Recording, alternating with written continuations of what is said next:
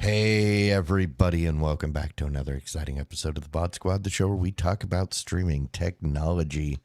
This is episode 285 on May 4th, 2022. I am Clyde, and today I am joined by Matthew Ross. Hi, Clyde. How are you doing? I'm doing all right. How are you? Good. Let's not acknowledge the elephant in the room.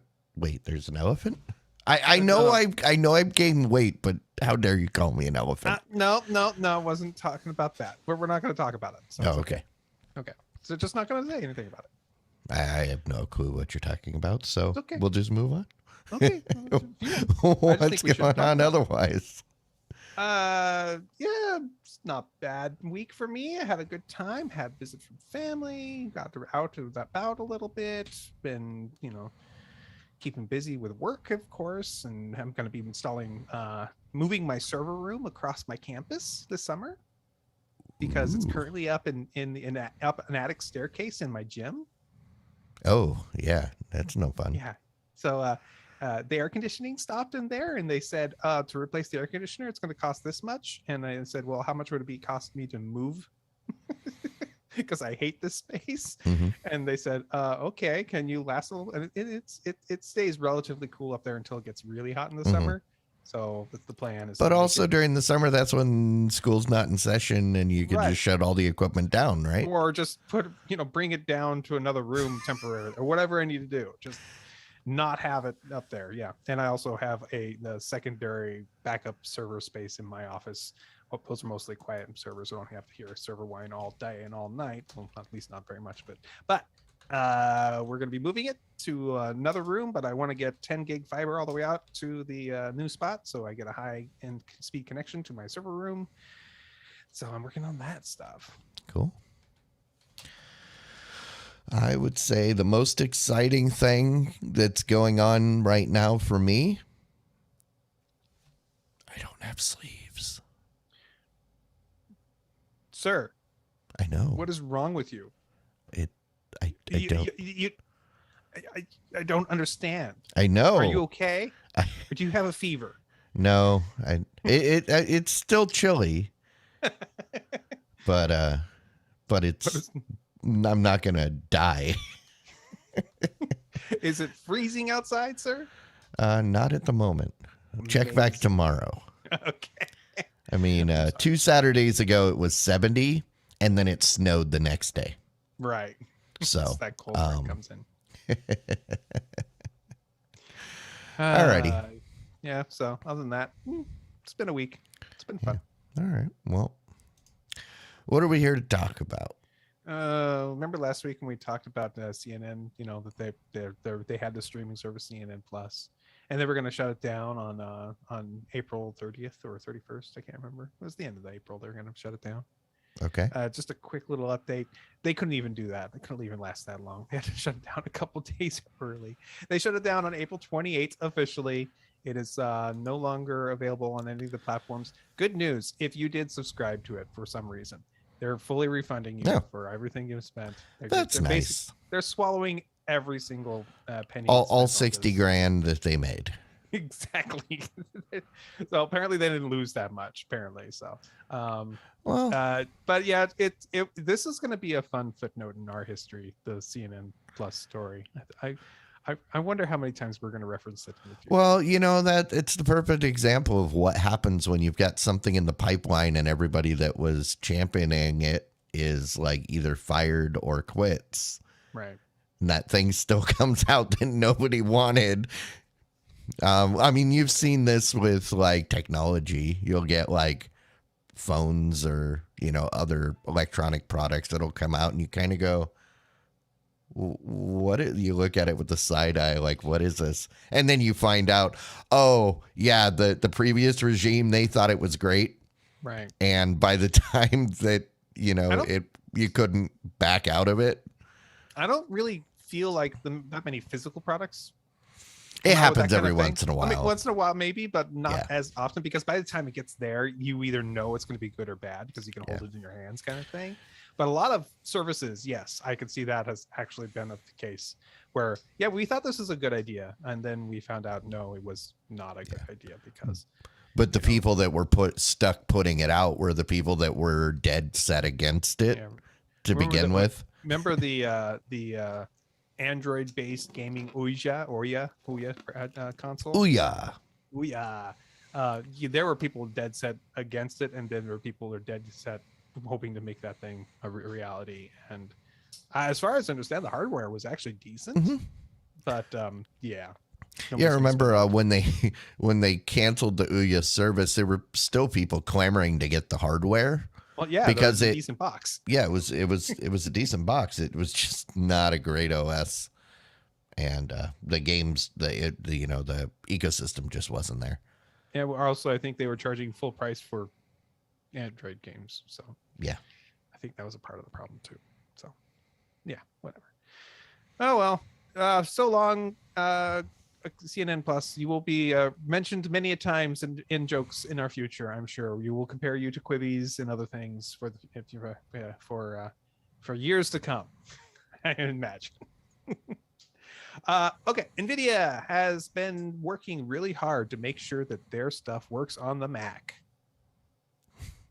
If only they'd work hard to make sure that it works on Wabbit's PC. No. Well, that's besides the point. No, you're supposed to understand the irony of what I just said. Yeah. NVIDIA and Macintosh famously don't work together. No. They do not. This comes back from a spat between Steve Jobs and NVIDIA when there was a device that came out that was not fully supported correctly, and then Steve Jobs basically swore off NVIDIA hardware and went full AMD at that point after that. Yeah. And so seeing this, that NVIDIA has added native M1 support to the macOS platform for their GeForce Now app, it strikes me as a little like weird at first. Okay, this actually makes more sense because I was originally looking at this from a driver standpoint. And I was confused because I was thinking GeForce Experience. When we went through this before the show, I can never remember the difference between GeForce Now and GeForce Experience. Right. Because they both do similar stuff. The GeForce Experience does many things, including game streaming. Exactly, which is why I got confused. GeForce Now is strictly the game streaming from the GeForce server, GeForce hardware running so Windows. That makes sense. That makes sense that they would want it running. That's one of the only ways you can play games on a Mac.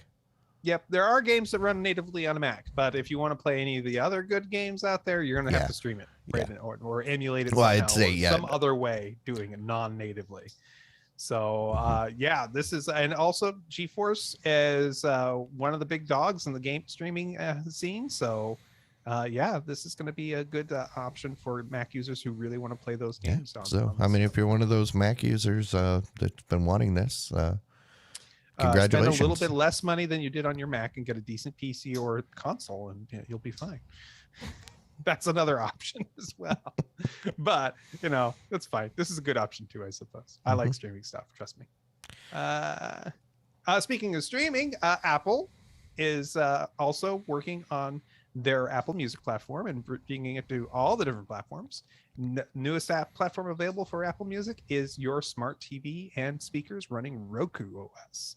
So if you have one of the Roku devices and you were hoping to watch or listen to your Apple Music on those platforms, those apps are now available and working for you now. So we should say all Roku devices because it says Roku streaming devices, then smart TVs and speakers. So that includes, I guess, all Roku devices, which is cool. Right. Unless there's a Roku thing that doesn't one of those three. I don't know. I can't think of one. I mean, maybe there's a reason why they qualified those three things. Maybe there's like a Roku drum set or something you can't play on. I don't know. There's the Roku. There's the Roku app on your smartphone. Yeah, well, It won't work in there. It won't work in there. No, although it should. If Roku were smart, they would totally make it so everything runs. The through Roku every app one of is their- primarily just a remote. Yeah, well, for you and me. For some people, it's actually useful. Actually, it's extremely useful as a remote because I could use the keyboard on it, and that's awesome. No, this is Apple spreading their platform everywhere. They're realizing that they can't be a monoculture forever for their services, at least. It's funny though that it took several years.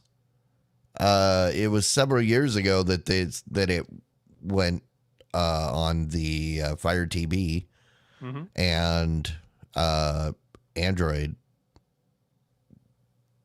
Oh, you're wondering why it took so long? No, I'm just saying. I'm just saying it's interesting. It's interesting that it took this long to show up on the Roku.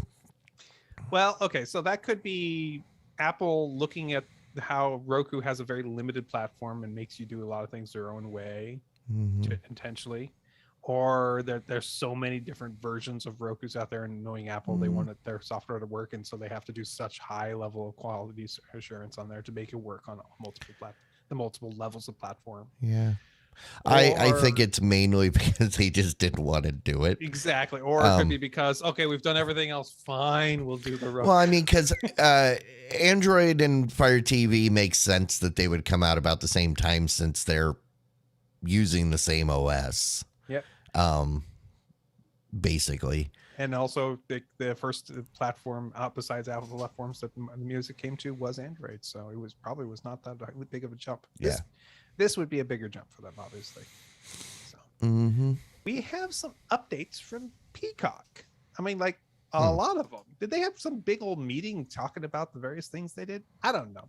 I'm guessing they did because here's one piece of the story. Peacock is going to get rights to the Lionsgate movies so they can start streaming them. This is the bunch of movies that they have that are going to be streaming to the platform. Like John Wick 4 is coming out. The first one they got is one I'm sure you're excited about, is The Unbearable Weight of Massive Talent, starring one Nicolas Cage. This is going to be being sent to their platform as an exclusive. So they will be exclusively on the Peacock system for at least a little while. So are you familiar with the premise of The Unbearable Weight of Massive Talent? I'm only familiar with the trailer that I watched 1.5 times. It's the movie. It's a movie about Nicolas Cage, where Nicolas Cage plays Nicolas Cage. Yeah, yes. That's all you need to know. It's like, okay, I'm in. Have you seen the movie? Not yet. I was waiting for it to come out, and I thought that might be enough to get me to go back to a theater, but I didn't like theaters 2 years ago. I don't like them any better now. All right, fine. Not enough Cage to get you out of the cage, huh? No. All right. Well, that's coming, and maybe then you can watch that. And that's coming. When's that one coming? That's going to start. I think it started like a week or so ago. No, it's going to start this year, and the first movie will be that one that's going to be coming to it. So, cool. Yeah, so they'll be coming out, and you'll be able to watch it soon. I'm sure we'll find out sooner or later when it's available for you. So, they've also announced that the Peacock is going to be getting Bravo shows. So the various shows like Top Chef, Below Deck. You're also the Real Housewives, various shows. Those are going to be available for you to watch the next day on Peacock. So very much like the what you would get on the on Hulu. Peacock is doing a similar thing with the guys over at Bravo, which I believe they actually own. Are they related somehow? Yeah, I think that's an NBC Universal company or channel. Which, if that's the case, aren't they just kind of cannibalizing their own sales of Bravo at that point? Well, I think that it's probably because there aren't a lot of people that are subscribing to Bravo. Okay. Well, I suppose that's true, but then if that's the case, if they are making it so you watch it the next day, and let's just say there's a really high, let's take Top Chef, the high end show, and you really love watching it, would you be willing to spend an extra, let's say $5 a month to be at 24 hours early? Or would I'm the wrong person I to ask, because I'd say absolutely not. I know. Well, let's The say it's your Hulu favorite model show. of watch it tomorrow has always been perfectly fine with me, Right. as long as there's no ads. Okay. Or an option for no ads, so you can pay high enough. Yeah. Yeah. So Hulu kind of does that for me too, but Hulu kind of made sense because it was broadcast TV for the most part. That was Which getting the Bravo 24 is. cents. Bravo's Sort of. a It's broadcast. cable.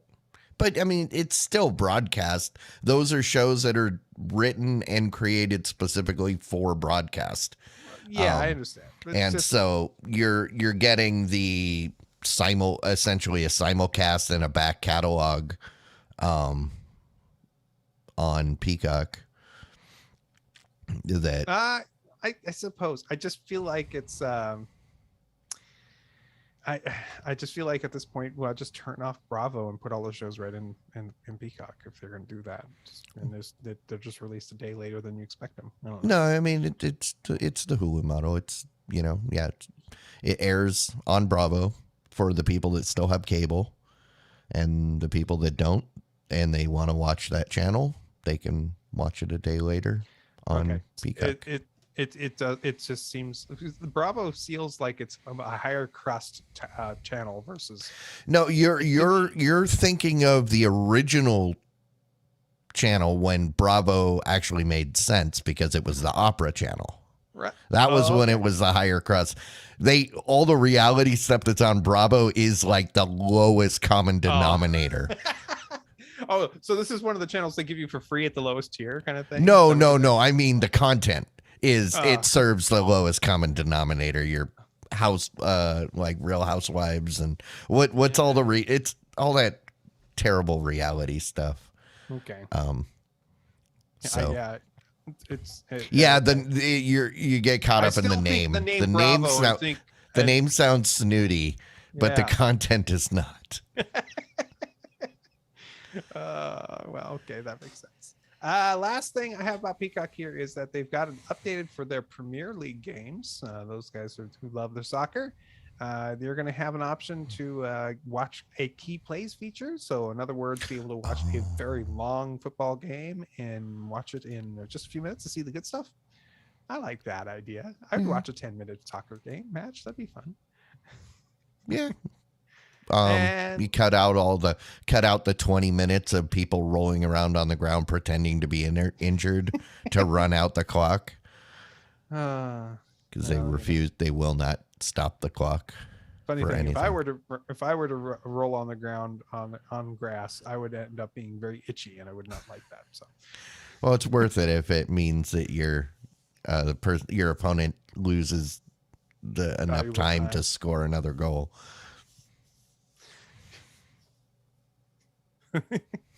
Yeah, I never understood that. Now it makes more sense if it's actually running the clock. That makes more sense. That's why they do that. Okay. Because they won't stop the clock for any reason. So if you spend 3 minutes going, oh my leg, see, my leg, and that's the thing, that the high definition cameras and TVs that we got now made it very apparent that is the case, because before it was always questionable. Did he get kicked? And then now what you can clearly see with like stop frame, you go, oh no, dude fell down and the other guy was like 2 feet away from him. There was no way that he got kicked. But yeah. Cool. Yeah, it's soccer. Yeah. Oh well. Anyways, hey, did you know Facebook, it's gonna have a podcasting service until June 3rd? That's right. I forgot that there was a podcasting service on YouTube, Facebook. They've taken their podcasting service and decided, you know what, we're not doing anything with this. We're gonna go ahead and change our focus and focus directly into the metaverse, because Facebook is all about the metaverse now. It's all that matters. And they're going to go ahead and turn off their podcasting platform. Yeah. So if Facebook, it sounds like a proverb, one of those proverbs. If Facebook turns off its podcast network, does anybody notice? We do, because that's our job. I didn't even, until this article, I didn't even know that they had a podcast service. I think it's possible, if I remember correctly, we did mention that they did once. Like, they have a podcasting service? Yeah, that was probably, that was in my, that was stored in RAM, and it was not you like since rebooted. Yeah, I rebooted long ago. Well, it's a good bookcase of the story. Hey, it exists. Hey, it no longer exists. Hey, but you know, they've got bragging rights. Their podcast service lasted much longer than CNN Plus. Oh God. It doesn't matter if you've never heard of it. It still. We've lasted longer than them, that's for certain. Yeah. Paramount Plus is officially coming June 22nd to the UK and Ireland. I believe we might have mentioned that it was coming. I don't know if we had a date for anybody, but now officially it is going to be available on the 22nd of June for those Brits and those Ireland people. I don't know what the term to use for them, trying to be slang. So is it only Northern Ireland, which is part of the UK, or is it all of Ireland? I have no idea. I'm interested, because this is one of those things where if you just say Ireland, you know, there's different ways to read that, because it says UK and Ireland. So there's a variety of reports on it, so you can probably read up about that. Yeah. And also, it's coming to South Korea as well sometime in June. So you guys get it as well in South Korea. That's good. That's, that's what you guys need, right? You guys need the Paramount Plus so you can watch the Star Treks and all that. Is that what everybody wants? Is that what they want for? I know that's the only reason I watch it. And I don't know I don't think they still don't have haven't made anything that I'm like, I want to watch that. Yeah, I'm still waiting. I'm still waiting for that thing that says, "Oh, I need to subscribe." Right. It really is besides there are other little things, Nickelodeon stuff and things like that. It really is the Star Trek channel. It is really pushing hard to be the Star Trek channel, and I'm okay with that because I like Trek. Yeah. And I mean, and I get that. That's the property that they own. Mm-hmm. So, you know, just like Disney is flexing the Marvel muscles, you know, you should, and Star Wars to get people into Disney Plus, you know, you would expect this to be their touchstone or their cornerstone or their flagship, whatever you want to, that they build the, platform around. So I get that. I've been waiting for something. Actually, no, I guess they have a show now that I got tricked into watching a couple minutes of it because it showed up on Prime. It was something, the making of The Godfather, like a serialized drama thing. And I watched the first few minutes and I was like, well, what is this? And then I went back and it said, oh, first episode free, subscribe to Paramount Plus. And I went, nope. And I backed out of it. Like, nope, not interested. I'm not even going to invest in the first episode if I know that I'm going to have to subscribe to watch the rest of it. Fair enough. Yeah. Really, the best thing on so far has been Star Trek Lower Decks. So if there is anything I would recommend you watch, even if you're not a Trek fan, but you like humor. See, and I can see that I would probably enjoy that. Yep. The problem is I can't bring myself to subscribe to the service for one show. Fair enough. That's the whole thing with the Godfather thing. I would have been, willing to watch the first episode and check out the season, but I'm not signing up for a service for one show. Oh yeah. I understand. I'm forced to do that for Showtime, which is why I will wait a year to watch a show until there are other shows Right. that I am also watching, that so I can get that content all together. I hate paying for a service that I'm not using. That's enough. really the Yeah, rub. That makes a lot of sense. It's just yeah, it's fine. We have so remember long ago when phones sucked. Remember? Yeah, well, When? When you would go to the store and you said you want to buy yourself an inexpensive phone, your options were crap, and then not so bad. It's an okay phone, right? And then okay, now you're gonna have to spend $400, $500, $600 on some fancy phone from a Samsung or an Apple or somebody like that to get something that's halfway decent. Okay. For a while but a lot of those phones were kind of crap if you wanted a cheap phone. Google, in their attempts to make those crap phones halfway decent, started coming out with the various Go versions of their apps. They made like a Maps Go, and they made a bunch of. There was designed to work on devices that were. There was even a version of Android called Android Go, which was designed to work on lower end phones and be halfway decent speed wise and functionality wise, without necessarily all of the bells and whistles.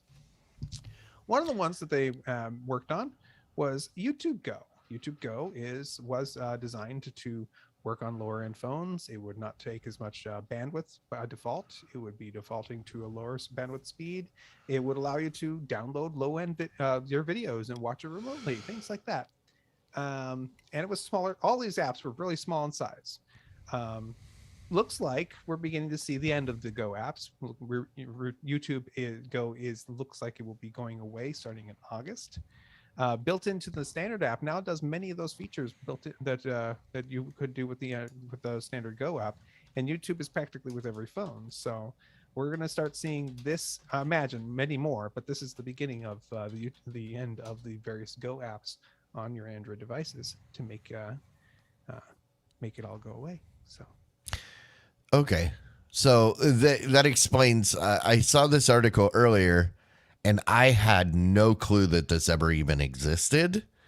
Oh.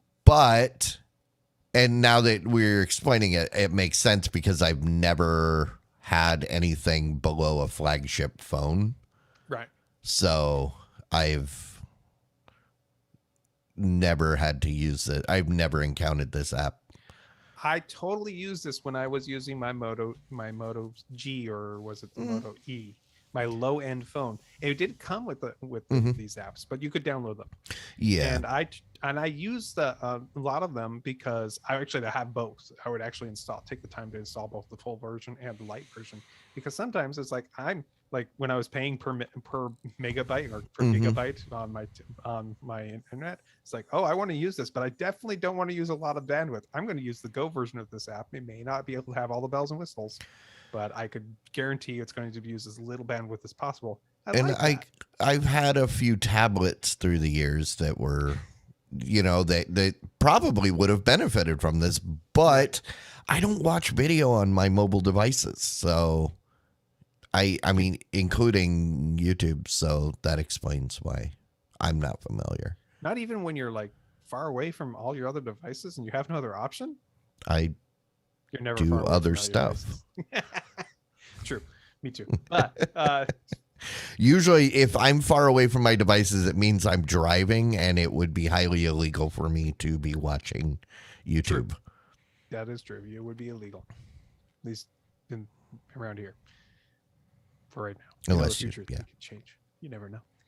But yeah, I suspect this will not be the last Go app and Android Go platform that will slowly go away. So yeah, I'm curious if we're going to see this change as life continues on for the Android platform. So yeah. Here's an interesting. We've talked every once in a while about sound bars, and Sonos every once in a while comes out with their various sound bars. Sound bars that come out from Sonos tend to be, kind of in the higher end range price. They've got a new one out called the Soundbar Ray. It's smaller. Smaller than their previous offering called the Sonos Beam. It's going to be $250, and it's it's a cute little thing. It's the kind of soundbar that I'd actually probably look at from my TV, which is I'm not interested in a big soundbar. I wouldn't want something that You don't want the Arc SL. No, that was the one that looked like a blimp, right? No. It's I don't know if you can see it, but look it up. I happened to see that at like Costco or Sam's Club recently. It's about as wide as a like 50-inch TV. Okay. It's $900. It looks like it's thin too, so that's good because then you can fit it underneath your TV. And for me, if I wanted the sound system, either I want to go whole hog, and that's the point. So big speakers, surround, all that jazz. I want the big sound, which is not generally me. Or, hey, the speakers in my TV are not adequate enough. I need something to make them adequate. Let's add a sound bar to make it a little bit better than what we got. This looks like a competitor to the Roku soundbar. Yeah. But the Roku soundbar has a Roku built in. Yeah, this has no HDMI put. Yeah. So this is purely sound device. Well, it's a Sonos thing, so it's meant to be on your Sonos network. Yeah, I don't know. Yeah, I don't know either. I'm curious for if anybody out there is interested in if this is the kind of thing you'd be interested in getting. Yeah. You apparently you can take this Ray. You can use 2 of them as rear speakers for an Atmos capable Arc or Beam setup. So the Arc is the one that I was talking about a minute ago. Right. The Beam, I think, is the one that's like in between. So yeah, you could use 2 of these and do your surround sound. Would you set them up, vertically or behind you? I think you'd kind of have to, unless unless your room is set up and you've got like shelves where you can set them. So it probably isn't that wide, but because it's a small device. But I mean, still it's a wide device. Yeah, it's wider. Piece of cardboard box wide kind of thing. Exactly. Huh. I mean, $250. So yeah, these are really not aimed at me. You figure set that setup. You've got $500 in 2 Rays, and then $900 for the Arc. Yeah, so I would just buy a decent quality surround system for that. Yeah, I don't know. It's. I'm not a connoisseur of any of these devices. The reason why this looked interesting to me is because it was small. Yeah, no, I find it intriguing. Actually, within of like a reasonable price range, if you ask me. I mean, it's probably high end for me, but yeah, and so I don't know. I just came across and was like, this could be an interesting device for somebody like me. Maybe some people. Although I would probably still go with the Roku. Because the Roku soundbar is cheaper. That's like what? 150 maybe? It's $100. Wow. Okay. And then that's without the subwoofer. Yeah. But it has a subwoofer, and you can get the additional satellite speakers for like another $100. They're wireless. So for a little bit more, so the smart, I was looking at the stream bar. The smart, the smart sound bar that has that is $179. Oh, that's the one with the Roku built in, right? It's got the Roku built in, and it's expandable. You can get the subwoofer. So I mean, I don't know. Now I'm just Sonos has a brand name that at least to a layman like me sounds a little bit more. And if you're someone that has this house, you've already got Sonos set up in your house, then it's a no-brainer. This would just integrate right into, whereas something else like an LG or a Samsung soundbar, traditional soundbar, wouldn't make sense in that setup. Right. So, yeah. Okay. Yeah. Very cool. So Bose. Mm. Bose is, of course, very well known for their high quality audio that we like to make fun of here a little bit every once in a while. At least I do. And they have also been one of the highest end names in the space for active noise canceling headphones.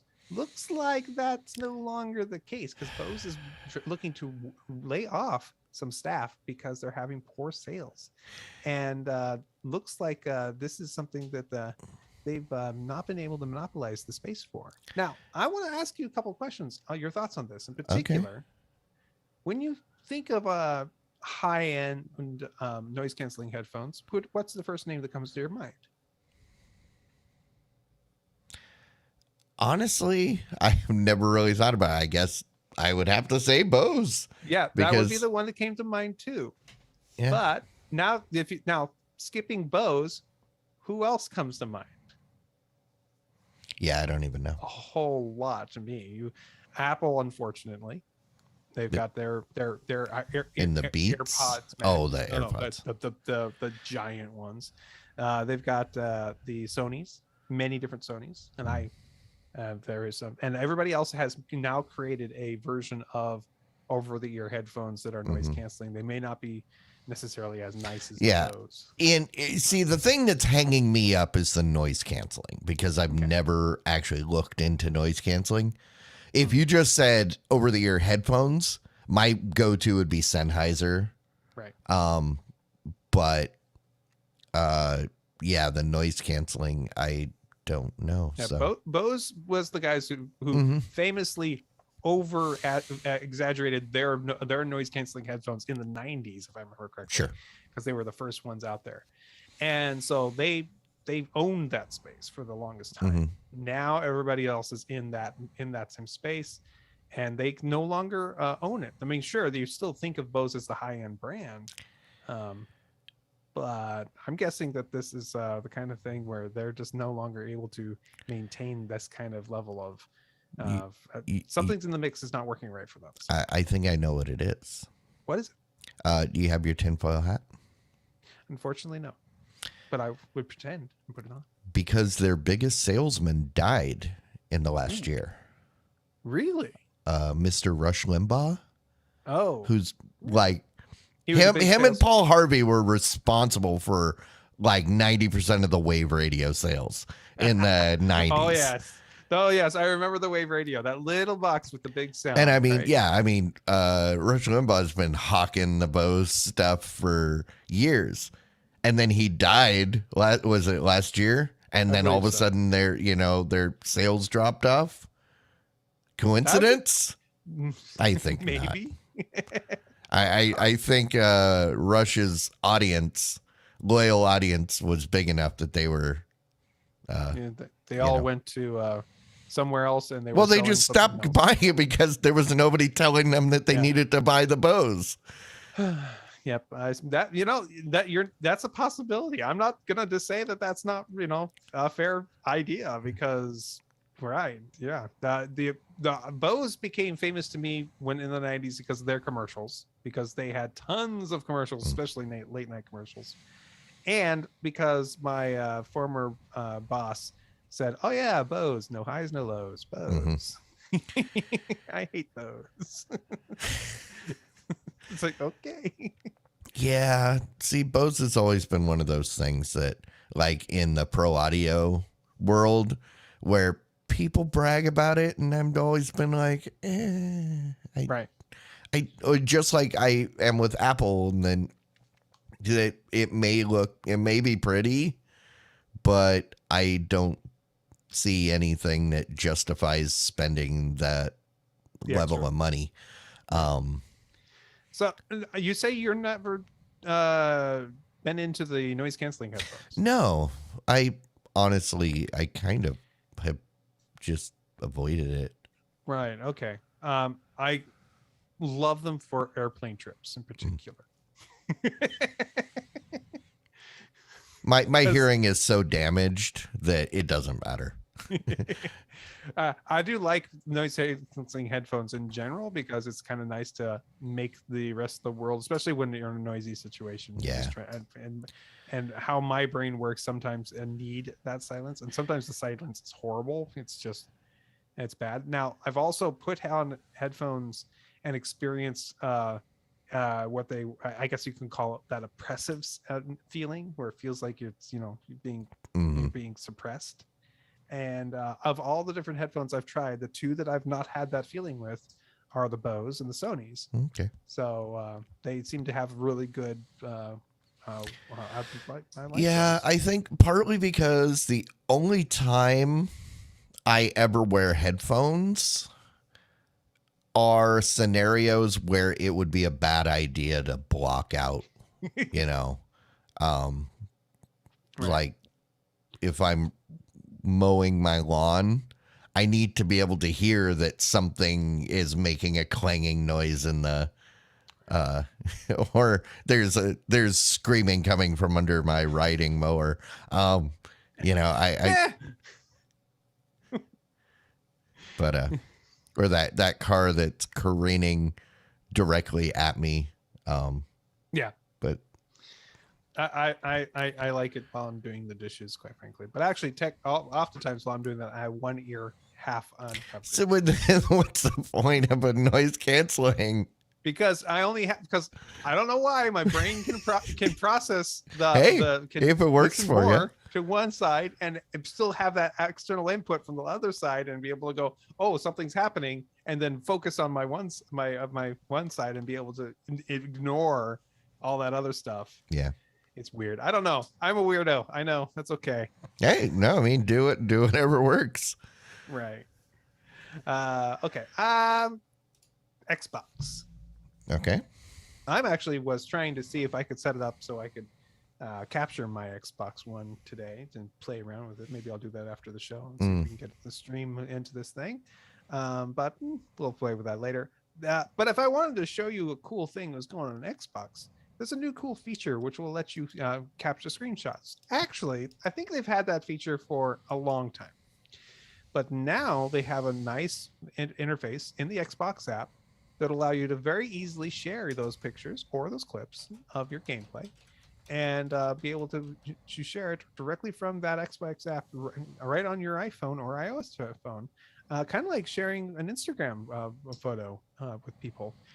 And also, it is not quite the same as sharing it into another third-party app. It actually is sharing into this app. It is intended to be you accessing the Xbox app to see it. So it is literally its own sharing social platform that they're working on here. So it's kind of cool. So it looks like they just took the Rockstar social app and made an Xbox version of it.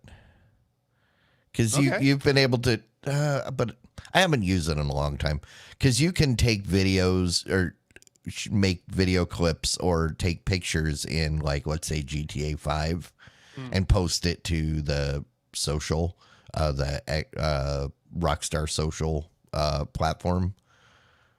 But this is cool because it would be, across Xbox.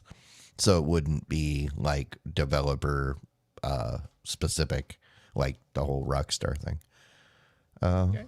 Yeah, I could see why people. Well, I mean, because the few things shared to YouTube, right? Or yeah, I mean, the few things that I have clipped and shared, I had to go through a whole ordeal of doing screen recording and then trim it down and edit it. And yeah, if I could just push a button and do it, it's so much better.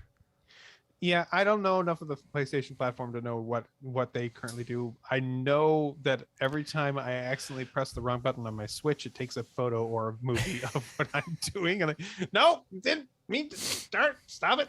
Okay. Yeah. And I'm sure I will do that a lot as well on this platform. Yeah. The PS4 had some functions. I used the streaming thing a couple times.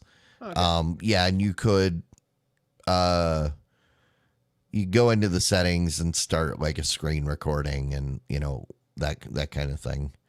I don't know what the presentation was like, though, because I never actually went into the PlayStation Hub or whatever they were calling it to see how it's presented. Well, it's okay. They got an updated app. You should check it out if you're interested in that. It supposedly makes it a lot easier for you to see. Rock on. Sonos. One last story from Sonos. They are updating all of their S2 compatible smart speakers, which I believe is their more recent a series of them. They're all going to be getting their own voice assistant coming next month. Yes, you will be able to swear at your Sonos soon, and it should be able to respond to you in kind, or not. Maybe it's nicer than that. What do you think they're going to call there? The word is expected to be "Hey Sonos." So I don't know. I think what they should have done is that I see that they've got the sound bar called the Sonos Ray. They should call it Ray. Hey Ray. You should they take the Sonos and then you just have to say the name backwards for it to respond. Forward and backwards. Should work either way. No. If you say it forward, then it should ignore it. Oh, okay. I can't. How do you say it backwards? Oh, it's Sonos. I see. I'm sorry. You say it backwards. You say Sonos, right? Yeah. Okay, and to say it forward, obviously it's Sonos, which that would be wrong. So okay. It would be wrong. Okay. I just don't. I'm sorry. It didn't make sense to my head. Also, upside down. You can say it upside down too. Yeah, but then it will have to respond in a weird way or something like that. Respond in Australian accent. Well, that's hard. What if you accidentally say it like that? I mean, I don't want to say good day, mate. I don't want to accidentally be rude here, but let me say it say it upside down. Sonos. Yeah, that sounds weird. I don't know. I don't know if how that works. That sounds horrible. I would just say Sonos. Saying it backwards, obviously. Makes more sense to me. You're going to be able to talk to your Sonos speaker. Now, wasn't the Sonos One able to work with the Google Assistant and the I believe so. Assistant? There was a integration at some point, and then I think they stopped doing it. Yeah, I also think they stopped supporting the platform completely. Yeah, and they started to, and there was a big kerfuffle about breaking all of everybody's expensive equipment, and they backpedaled a bit, and there was stories, there was stuff there going on there. So not in that ecosystem. I can't remember exactly. The thing I remember is when you buy a new one, they physically disable your old one so that you can't resell it. No, that's the thing they. Yeah. I remember that. That was bad. That was bad, guys. Bad choices. Set it to self-destruct. And here we have a story here. It looks like Roku, that TV company out there, is looking to purchase 20% in a stake of Stars, which is, of course, a fairly well-known streaming online premium channel. So Roku and Stars getting together. Well, I mean, this is similar to that whole Peacock thing because Lionsgate owns Stars.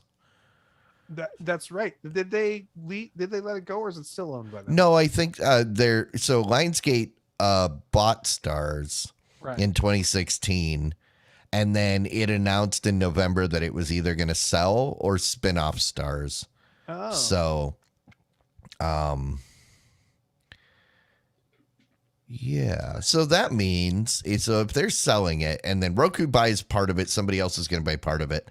The whole thing on the Peacock about getting Lionsgate, they won't include any of the Stars content then. No, it shouldn't. Because they don't own it anymore. That's what I was saying. Before, when I was thinking about that, I was thinking that it would include potentially some of the Stars content. No. So Yeah, then this that Lionsgate deal I don't know. what's this thing on Stars that we watch? I watched the Get Shorty, I think. I have to look because there's certain shows that I watch on there and certain shows that I watch on Epix, but it's every once in a while they come out. So I only subscribe when there's enough shows to, make use of the thing. Let's see. The show that my wife and I watch is Outlander, of course. Okay. American Gods was on there. But then American Gods is done, so I haven't gone back. Then I kind of wanted to watch Heels. I'm waiting for something else to show up to make it worth subscribing. They have a lot of shows. Most of them I'm not really interested in, but there's a lot. In the Long Run is great. In the Long Run. That's the Idris Elba show. Okay. It's kind of based on his life. It's funny. It's really funny. Okay. And I don't see anything else. The Wrong Man's Damages. It was I originally went to Stars for Ash versus Evil Dead. Right. And then I got into a couple other things, but all those things that I was into are done. So, yeah, I guess Get Shorty was on Epix. Must have been on Epix. Okay, cool. Yeah, I don't know. All right. And that is the stories for the week. All right. Well, that's the point in the show where we like to say thank you to those of you that are supporting us monetarily from your wallet or your bank account. Right? Maybe you're stealing it from your mom's purse. We don't judge. We're just happy that you think so highly of us that you are willing to risk that you probably shouldn't.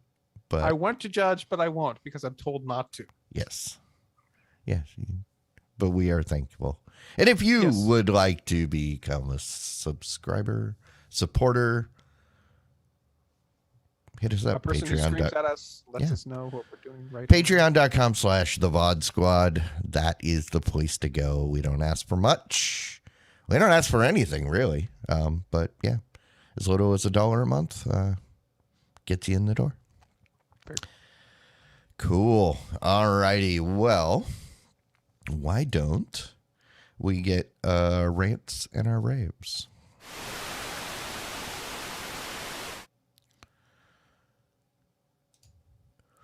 All right. What you got? I Anything? hate HDR. Okay. Anything specific? Okay, maybe I don't hate HDR. HDR probably is fine, but I've had two experiences now. I can't remember the first one, but I've had two experiences now where HDR has almost ruined a movie for me. Okay. HDR works great when it's a really bright, beautiful, lots of colors show. When the point of the movie is to be dark, and you can't, and I'm trying to watch the Batman while it's sunshine in my room, and the windows are open. It's just the sun's out. I'm going to enjoy some sunshine, right? But I want to sit and watch the Batman because everybody's talking about the Batman. I'm like, okay, fine. I couldn't watch the first half of that movie. Well, wait a second. I could somehow, but I did get to listen to it. So was it like that episode of Game of Thrones that nobody saw because it was completely black for 90% of the people? I never watched that episode of Game of Thrones. I've heard that. It was annoying. But yeah, I just absolutely. So the movie was so dark that there was lots of that first half of that movie that I just simply could not see. And the intention of the movie is to be dark and gritty, and that's the aesthetic. I get that.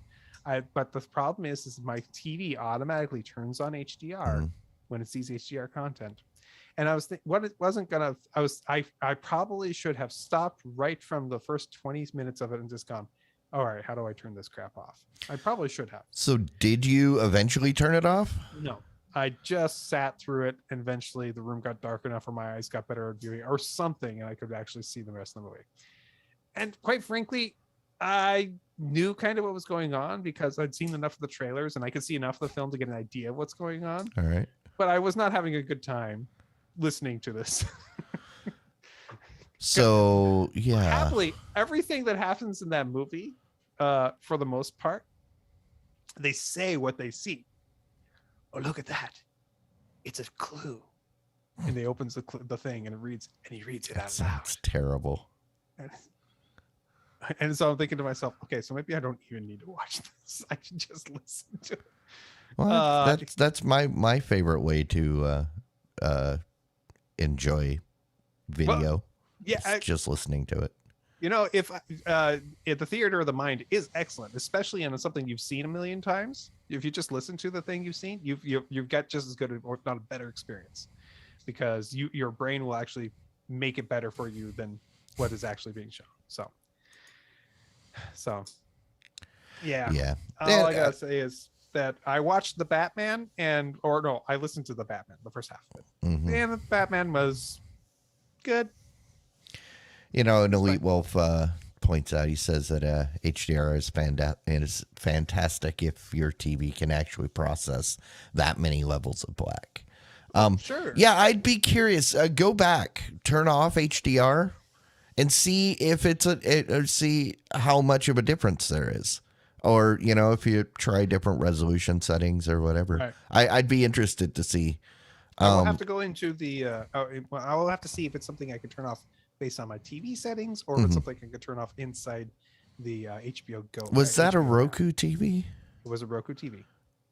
Or was it the TCL or? It's a TCL. Okay. Yeah. Yes, I'm curious because those were, the mid to lower mid level processing. I'm curious to see how much of a difference that makes.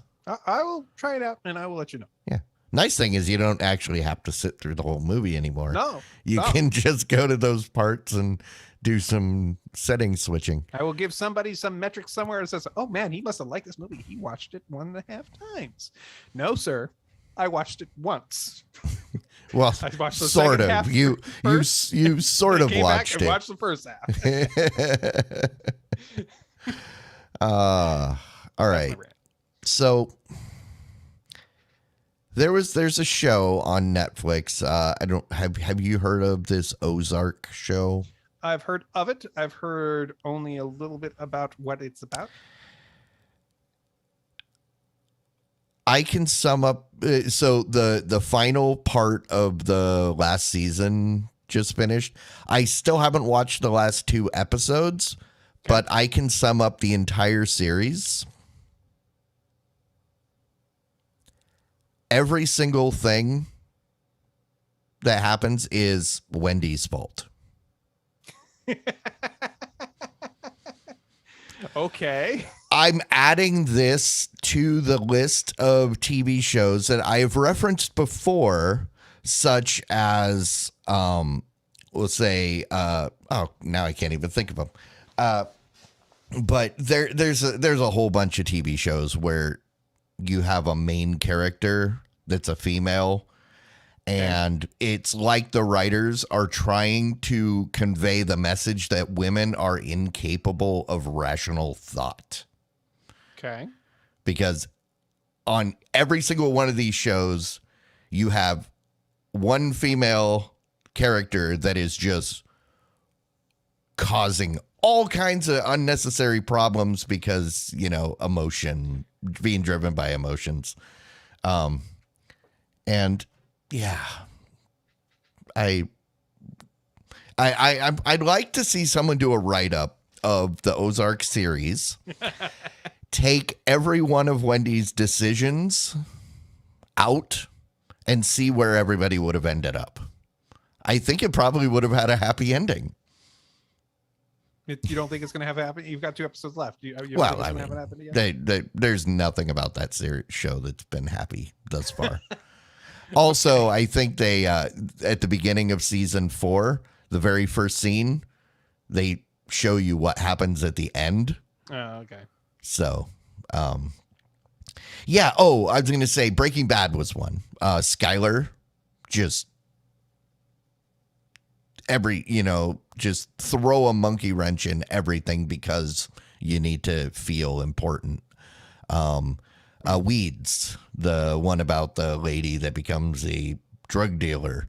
It's like 4 seasons of horrible decisions. I mean, there's a couple other shows that I talked about a while, in the last year where it feels like the point is that women can't make rational decisions, and I don't think that's a good way to write characters. No. Well, on the flip side, there are probably plenty of examples of shows where a guy cannot make good decisions, and that's the whole basis of the show too. Yeah. So. It's just yeah. So I am glad that Ozark is finally done. The first season was fun. Yeah. Second season was like okay, and then once we get into like third, and I'm glad to see it go. So, just reading the synopsis here. Okay. Literally from episode 1, everything bad that has happened is because of her like impulsive and selfish decisions. You've got a business that's working. Well, now we're going to do something else that completely conflicts and then causes that business to fail as a result. And then she's screaming about how everybody's like causing problems. Yeah, just sorry, man. I've spent 4 seasons waiting for someone to just like kill her. Wow. Are you gonna get that in the last 2 episodes? Just I don't curious. know. I hope so.